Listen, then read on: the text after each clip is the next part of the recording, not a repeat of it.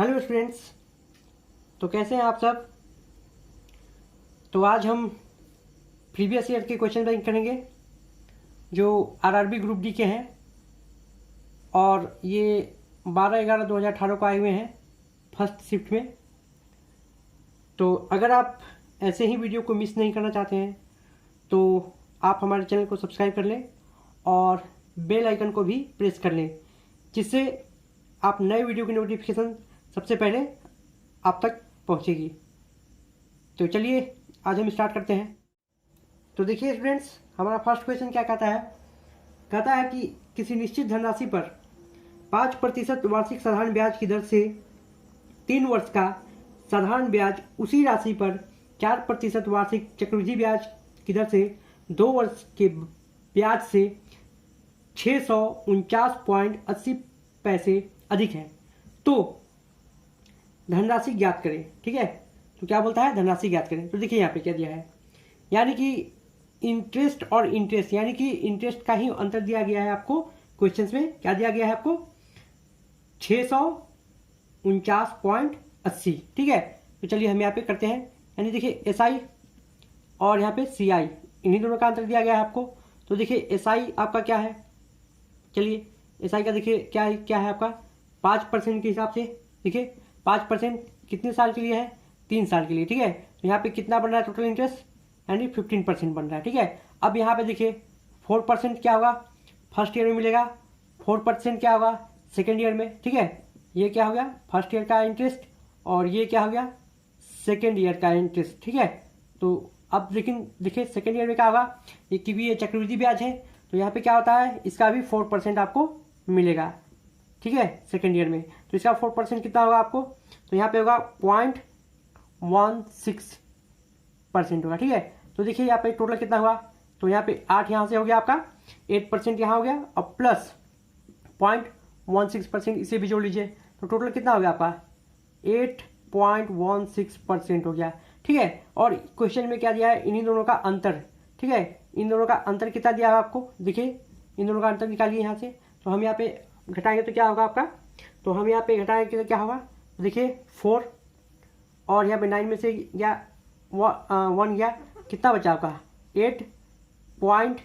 अब यहाँ पे बता 14 में से आपका जाएगा 8, तो कितना बचेगा 16, यानी इतना परसेंट के इक्वल टू आपको क्वेश्चन में कितना दिया गया है, क्वेश्चन में दिया गया है आपको 649.80। ठीक है, इतना दिया गया है। तो हम यहाँ से क्या देख रहे हैं, देखिए ये कितना गुना जा रहा है यहाँ से, तो हम यहाँ पे देख पा रहे हैं ये कितना गुना जा रहा है आपका यहाँ से। तो हम यहाँ पे निकालते हैं, अगर 1% की वैल्यू आप निकालिए तो क्या करिएगा, इससे डिवाइड दीजिएगा। तो इससे डिवाइड देने पर क्या आएगा आपका 1% का वैल्यू, यानी वही हम निकाल रहे हैं। तो 1% का वैल्यू हम दिख पा रहे हैं क्या आ रहा है आपका, देखिए तो यहाँ 9 टाइम्स में जा रहा है। देखिए यहाँ पे पॉइंट तो हट जाएंगे, पॉइंट हट जाएंगे तो क्या हो जाएगा आपका 9 टाइम्स में जा रहा है। ठीक है, 9 टाइम्स में जा रहा है और 9 टाइम्स में जाएगा, फिर क्या देखिए फिर 4 के लास्ट में कितना होगा, यानी 0 कब आएगा, तो 5 टाइम में आएगा। ठीक है, तो यहाँ पे इतना हो गया। ठीक है, यानी कि एक यूनिट की वैल्यू कितना आ गई आपकी 95। तो आपसे क्वेश्चन में धनराशि पूछा गया, यानी कि सम पूछा गया। तो देखिए सम कितनी थी, तो सम यहाँ पे देखिए क्या आ जाएगा, वो तो 100% रहेगा। ठीक है, 100% रहेगा, तो 100% के इक्वल टू कितना होगा, तो यहाँ भी ये भी 95 टाइम्स जाएगा, तो कितना हो जाएगा आपका 9500 रुपये। ठीक है, यानी कि वो धनराशि कितनी थी 9500 रुपये, वो आपकी धनराशि थी। ठीक है, तो चलिए हम सेकंड क्वेश्चन की ओर चलते हैं। क्या कहता है हमारा सेकंड क्वेश्चन, कहता है कि जतिन के पास 2240 अंडे हैं जबकि तनिष्क के पास 3840 अंडे हैं, तो किसी कार्टन में यानी कार्टून में अधिकतम कितने अंडे इस प्रकार रखे जाएं जिससे कोई अंडा बाहर न छूटे और न ही कोई जगह खाली बचे, साथ ही जतिन और तनिष्क को उपयोग करने में भी आसानी हो। ठीक है, यानी देखिए कोई कार्टून है, ये कार्टून हो गया और इसमें हमको अंडे को क्या करना है, हमको अरेंजमेंट करना है, इस तरह से अरेंजमेंट करना है कि क्या हो, कोई जगह इसमें खाली ना हो। ठीक है, कोई जगह इसमें खाली ना हो। तो अगर आपसे जैसे ही इस टाइप का क्वेश्चन पूछता है तो अधिकतम से अधिकतम अंडे हमको इसमें रखने हैं इस बॉक्स में, तो हम क्या करेंगे यहाँ पे, इस तरह से क्वेश्चन जैसे ही आए तो आप इसका हाईएस्ट कॉमन फैक्टर निकालेंगे, ठीक है, यानी HCF निकालेंगे, ठीक है। तो HCF निकालेंगे, तो चलिए हम इसे बढ़ाते हैं। तो देखिए जतिन है, जतिन और तनिष, इन दोनों के पास कितने कितने अंडे हैं? इनके पास है 2240 और इसके पास है 3840 अंडे, ठीक है। तो हम यहाँ से दोनों का क्या निकालेंगे? हम HCF फाइंड करेंगे, ठीक है, HCF फाइंड करेंगे। तो HCF फाइंड करने का तरीका एक तो आपका ये है कि आप इसे क्या करें, फैक्टराइजेशन कर लें, और दूसरा तरीका क्या है, डिवीजन मेथड से हम निकालेंगे। चलिए तो कैसे होता है देखिए, करते हैं हम इसे। 2240 इस छोटे वाले संख्या से बड़े वाले को हम डिवाइड करते हैं, ठीक है। तो चलिए यहाँ पे करते हैं इसको।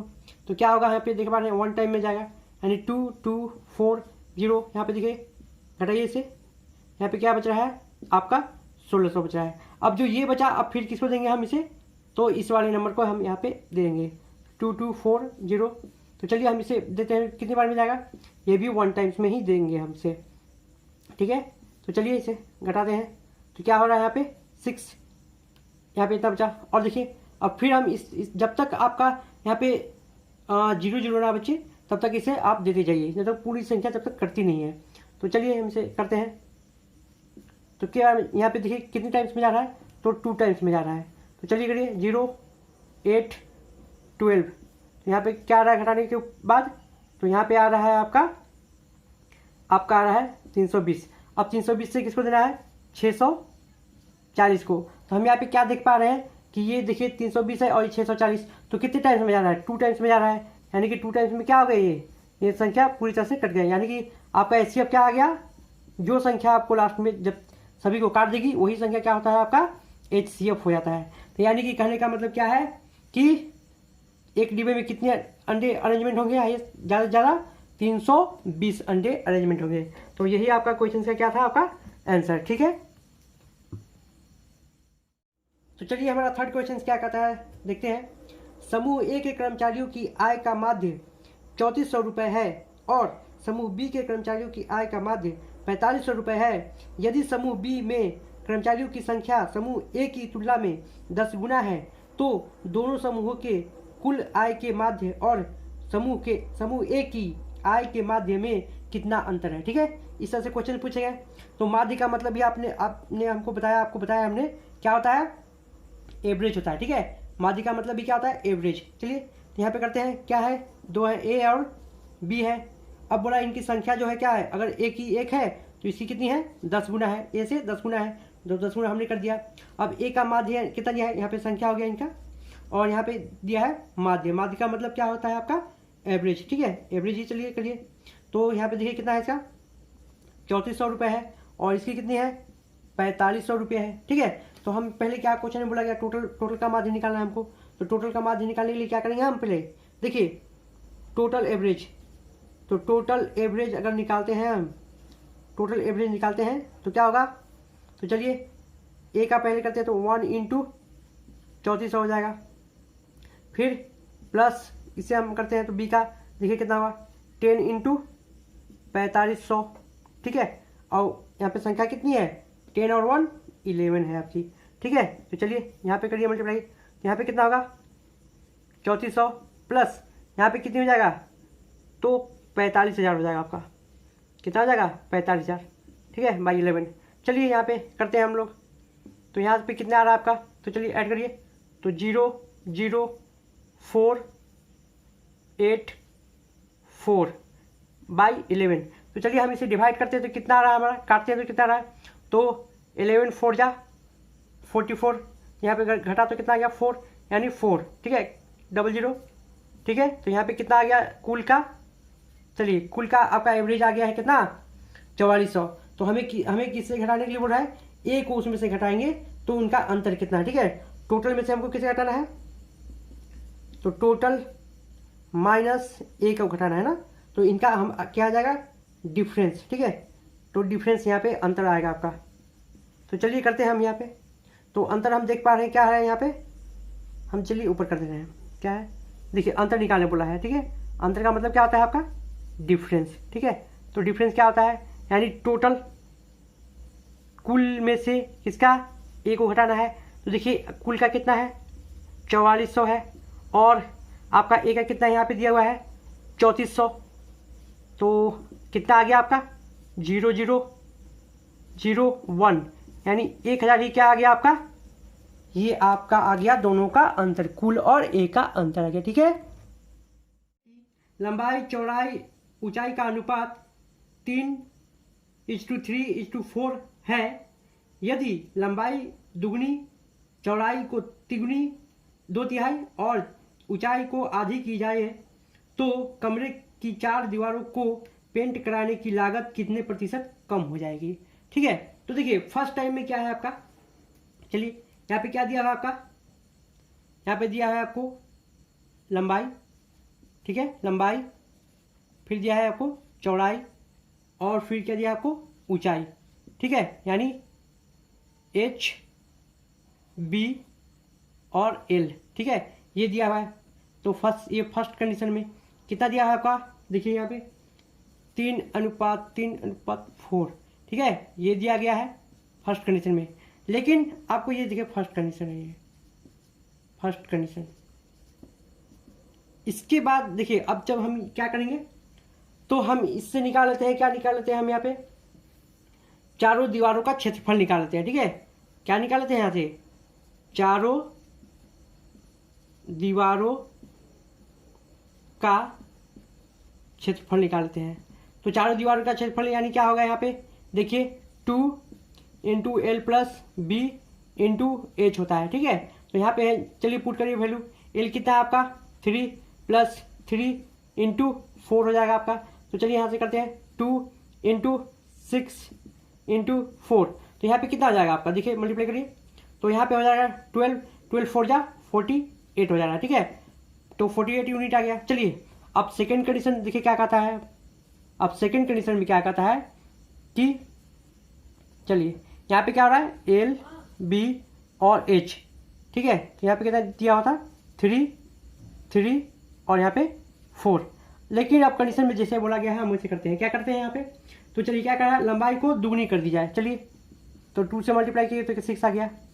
अब देखिए ब्रेथ को क्या कर रहा है 2/3 कर रहा है, तो यहाँ पे 2/3 से मल्टीप्लाई करो तो 3 कट जाएगा, कितना आ जाएगा आपका 2 आ जाएगा। और हाइट को क्या कर रहा है यहाँ पे, हाइट को 1/2 से डिवाइड कर रहा है। ठीक है, तो 1/2 कर दे रहा है, तो क्या कितना हो जाएगा आपका 4 का आधा कितना होगा 2 हो गया। तो चलिए अब इसको करते हैं, तो यहाँ भी निकालते हैं। तो चारों दीवारों का क्षेत्रफल, तो यहाँ पे देखिए कितना हो जाएगा आपका, फिर से फॉर्मूला हम यही लगाएंगे 2 × L + B × H। तो चलिए 2 × कितना हो जाएगा 6 + 2 × 2 हो जाएगा। तो चलिए यहाँ पे करते हैं 2 × कितना हो जाएगा, तो यहाँ पे 8 और यहाँ पे कितना होगा आपका 2 हो गया। तो चलिए मल्टीप्लाई करिए तो 2 × 2 जा 4 4 3 जा 32 होता है। ठीक है, तो यहाँ पे देखिए ये जो है पहले फर्स्ट कंडीशन में क्या था, इनिशियल में कितना था 48, लेकिन अब जब कम करने के बाद कितना हो गया आपका 32। तो कितना कम हुआ आपका, ठीक है, तो कितना कमी आई, तो हम यहाँ पे कर सकते हैं कि यहाँ पे आपका कमी आया कितना, आपका आ गया यहाँ पे 16 यूनिट की कमी आ गई। ठीक है, तो कितने पे कमी आई, तो 16 यूनिट की कमी जो है आपको कितने पे आई 48 पे आ गई है। ठीक है, 48 पे आ गई है इंटू परसेंटेज निकालना बोला कमी परसेंट, तो यहाँ पे ये लाएंगे। तो चलिए 16 1 जा 16 16 3 जा 48 और जब हम इसे काटेंगे तो क्या आएगा यहाँ पे 33:1/3% आएगा, यानी इतनी की कमी आ गई हमारी। ठीक है, कमी परसेंट बराबर। ठीक है, देखिए हमारा पांचवा क्वेश्चन क्या कहता है कि एक शिविर में 560 लोगों के लिए 60 दिन के लिए पर्याप्त खाद्य सामग्री है। 52 दिनों के बाद 400 लोग अपने घरों को लौट गए, तो शिविर में बचे हुए लोगों के लिए शेष खाद्य सामग्री कितने दिनों के लिए पर्याप्त होगी। ठीक है, तो इस तरह के क्वेश्चन आपसे पूछे गए। तो देखिए क्या करिएगा आप, अगर इसमें से एक भी लोग अगर नहीं जाते तो 60 दिन तो चलता, यानी कि 560 लोग थे और कितनी थी 60 दिन के लिए थी, इतनी तो थी। ठीक है, लेकिन क्या हुआ इतने लोगों ने कितना उपयोग कर लिया इसमें से? 560 लोगों ने कितने दिन तक सामग्री का उपयोग किया? 52 दिनों तक उपयोग कर लिया। ठीक है, और तो टोटल लोग कितने थे स्टार्टिंग में? 560 लोग थे। अब इसमें से कितने बचे हैं, चले गए? 400 चले गए। तो देखिए यहाँ पे क्या आएगा, तो यहाँ पे हम देख पा रहे हैं, तो 560 को हम कॉमन ले लिए और 60 माइनस 52, तो यहाँ पे कितने हो गए आपके? तो चलिए घटाते हैं यहाँ पे 061। ठीक है, तो यहाँ पे देखिए 560 और यहाँ पे कितना बचा आपका? 8 और 160 बटे 160। तो चलिए इससे काटते हैं हम। 8 2 जा 160 हो गया। अब 0 से 0 काट लीजिए। अब इसे काटिए, 2 2 जा 4 और यहाँ पे कितना बच गया? 1, यानी कि 2 8 जा 16। तो देखिए कितना हो गया? 28 दिन के लिए खाद्य सामग्री बचा है। तो देखिए हमारा छठा क्वेश्चन क्या कर रहा है, कहता है कि यदि 2 वर्ष में 600 रुपये मूल्य के बिल की कीमत 660 रुपये हो जाती है तो प्रति वर्ष साधारण ब्याज की दर क्या है, यानी कि दर निकालना हमको। ठीक है, तो चलिए यहाँ पे क्या करना है, यानी कोई पी है 600 रुपये। ठीक है, कोई पी 600 रुपये था और वो 2 साल में कितना बन जाती है? 2 ईयर्स में कितना बन जा रहा है आपका, यानी अमाउंट 660 रुपये बन जा रहा है। ठीक है, तो हम यहाँ पे कह सकते हैं कि 2 सालों का ब्याज कितना है यहाँ पे? 60 रुपये है। तो हम 1 साल का ब्याज यहाँ पे कितना होगा? देखिए 1 साल का ब्याज कितना होगा? 30। क्यों? क्योंकि यहाँ पे साधारण ब्याज की बात की गई है। तो साधारण ब्याज की बात की गई है, तो साधारण ब्याज क्या होता है? हर साल जो है यहाँ पे ब्याज जो है वो इक्वल चलता है, यानी कि 2 साल का अगर 60 है तो 1 साल का कितना होगा? 30 होगा। ठीक है, तो हम बोलेंगे कि 6 तो कितने पे थे, तो यहाँ पे हम बोलेंगे कि 30 रुपये बन जा रहा है। कितने पे? 600 रुपये पे 1 साल में। ठीक है, तो चलिए काटिए। तो यहाँ पे 2 जीरो से 2 जीरो कट गया और यहाँ पे 6 25 30 हो गया। ठीक है, तो आपका रेट परसेंट कितना आ गया यहाँ पे? 5%। ये क्या हो गया आपका आंसर। ठीक है, तो चलिए हमारा 7वां क्वेश्चन क्या कहता है, दी गई संख्याओं की माध्यिका ज्ञात करें। ठीक है, माध्यिका इसे हम इंग्लिश में क्या बोलते हैं? मेडन। ठीक है, इंग्लिश में क्या बोलते हैं हम इसे? मेडन। तो देखिए अगर मेडन हमें निकालना किसी नंबर का पड़ता है तो क्या करते हैं हम इसे, तो पहले हम इसे नंबर को असेंडिंग ऑर्डर में अरेंज कर लेते हैं। क्या करते हैं इसे? असेंडिंग ऑर्डर में अरेंज कर लेते हैं। चलिए असेंडिंग ऑर्डर में अरेंज करिए। तो चलिए क्या होगा पहले, तो 16, फिर क्या हो गया आपका 19, फिर क्या हो गया आपका यहाँ पे 23, फिर हो गया आपका 25 और फिर क्या हो गया आपका 26, फिर हो गया आपका 29 और फिर क्या बचा 30 और 31। ठीक है, अब इसे हमने अरेंज कर लिया। अब इसमें हमें देखना है कि हम इसे बीच का नंबर सबसे कौन सा है। ठीक है, तो देखिए नंबर कितने हैं? 1 2 3 4 5 6 7 8। ठीक है, 1 2 3 4 5 6 7 8, 8 नंबर है। अगर हम इसमें बीच का नंबर अगर चुने तो बीच का नंबर कौन होगा?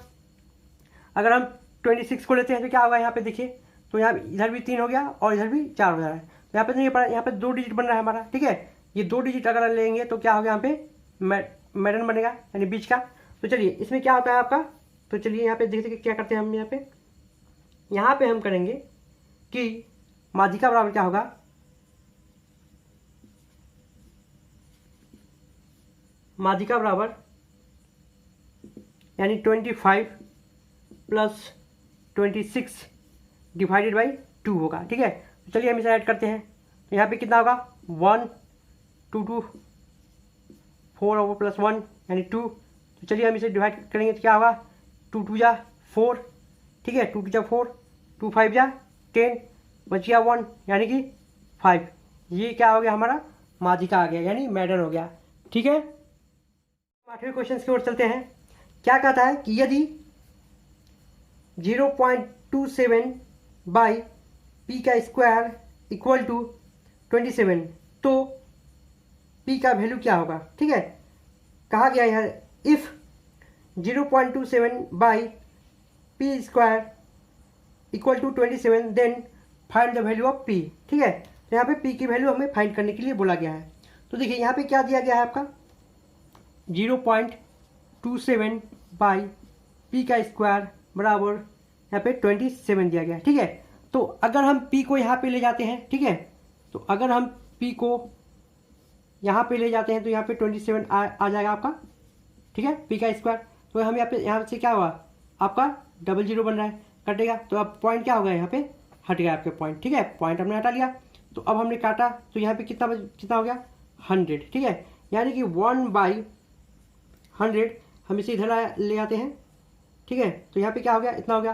तो चलिए अब यहाँ पे पी का हमें तो पी का वैल्यू फाइंड करने हैं, तो पी का वैल्यू फाइंड करने से क्या होगा, जैसे ही हम यहाँ पे स्क्वायर को हटाते हैं, इसके पावर को 2 हटाएंगे तो यहाँ पे क्या होगा आपका रूट बन जाएगा, यानी 1/100 बन जाएगा। तो यहाँ से चलिए हटाएंगे तो यहाँ पे क्या होगा आपका पी को क्या होगा आपका 1, और यहाँ पे 100 का निकालेंगे तो क्या होगा आपका रूट यानी 10। ठीक है, तो अब हम इसे कन्वर्ट करेंगे तो क्या होगा, फिर हम इसे 1 से डिवाइड करेंगे, तो यानी कि देखिए यहाँ पे पॉइंट कितने हैं नीचे में, यानी कि डिनोमिनेटर में पॉइंट कितने हैं, 1 पॉइंट है। ठीक है, तो यानी कि दशमलव यानी कि डेसिमल के बाद राइट साइड में आपका पॉइंट के बाद एक ही डिजिट आना चाहिए। ठीक है, क्या होना चाहिए कि दशमलव यानी डेसिमल के बाद राइट साइड में एक ही डिजिट आना चाहिए। क्यों, क्योंकि यहाँ पे हमारा एक ही 0 है, तो क्या आंसर आएगा आपका 0.1 आपका आएगा ये आंसर। ठीक है, यानी पी की वैल्यू कितनी है 0.1।